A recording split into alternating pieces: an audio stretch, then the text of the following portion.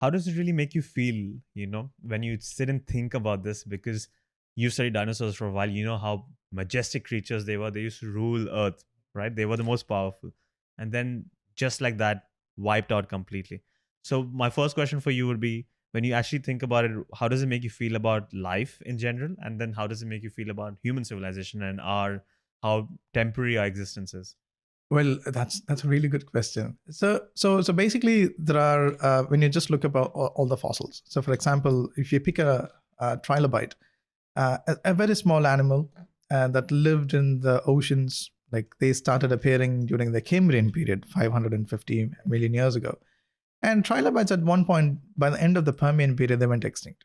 But the thing is, like when you look at human civilization itself is like say 5,000 years old, and the first humans, anatomically modern humans, are like say 300,000 or 350,000 years old. But the thing is, like it's a geological blink of time. So the trilobites have been around for a very long time that we can't even comprehend. And the thing is, like we human brains are programmed in a way that we can't comprehend deep time. So we can't think about millions of years. So when if I just walk out now, if I meet you after 6 months, that might not look like a long time. Like I can't really fathom that deepness of the time.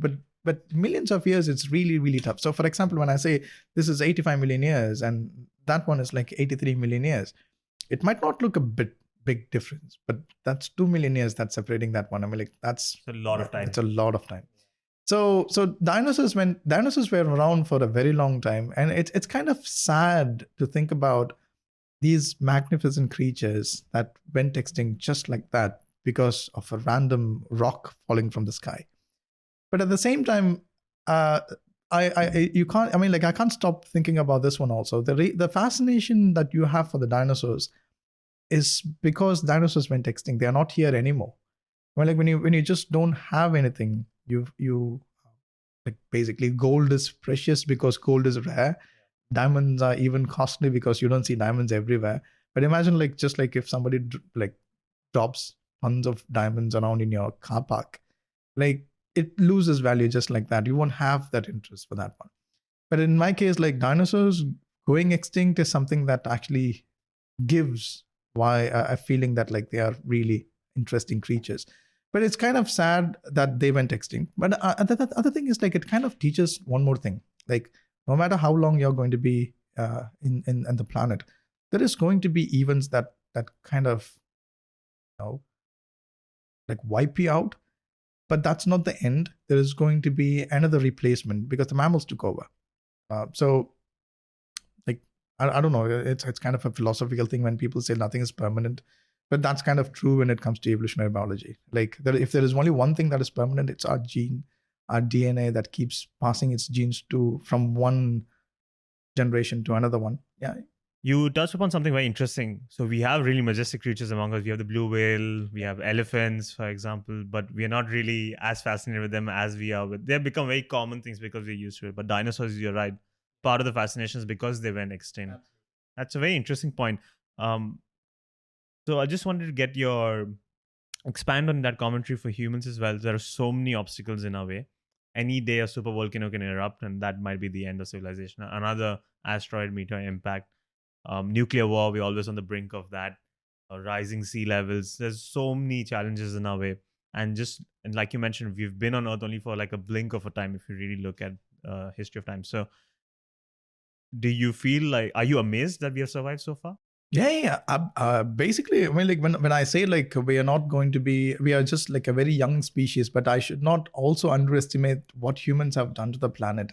So basically, what happens is like if you just go around, like thinking from a geological point of view. So imagine if there is a geologist coming to this planet. I mean, like just going around.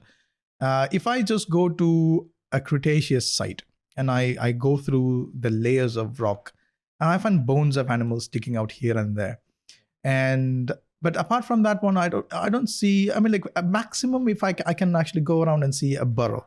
So, for example, I can see a cast of a burrow of a crab or a tube worm, or if I can actually see a cast of a burrow of a mammal from the Cretaceous period. But the thing is, like, imagine like everything goes off, humanity is wiped off, and if there is a geologist coming from outer space, an alien geologist coming, and he or she is going through the layers of rock, and suddenly they come across a layer that was like right now, the Anthropocene.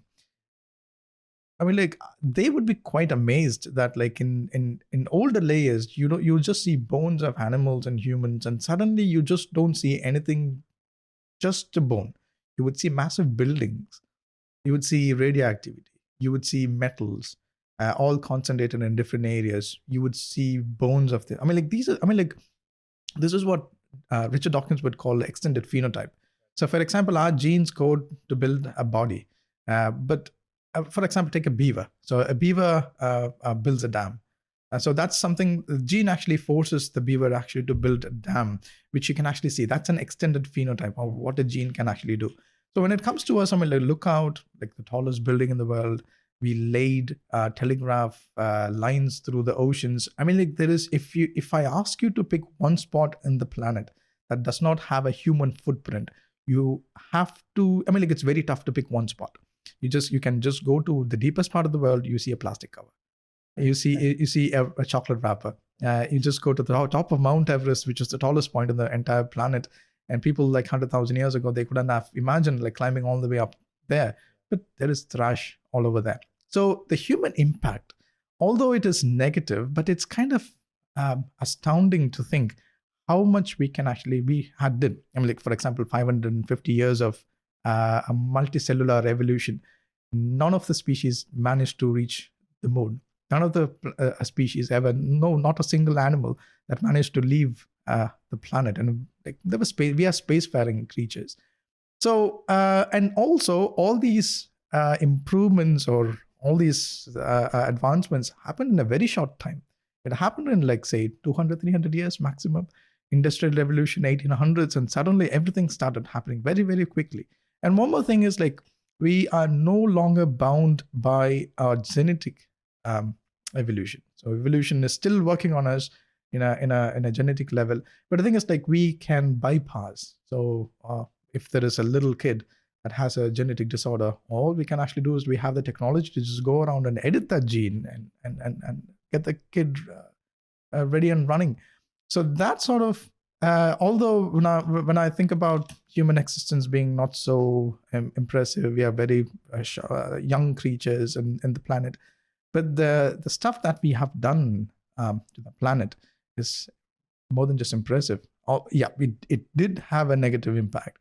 But the thing is, like, what gives me hope is, like, if we can actually do some negative stuff, I mean, like, if we can actually make it go bad, if you had that capacity of pushing something to the edge of the cliff, you also have the capacity to pull it back. Like, you can actually fix it.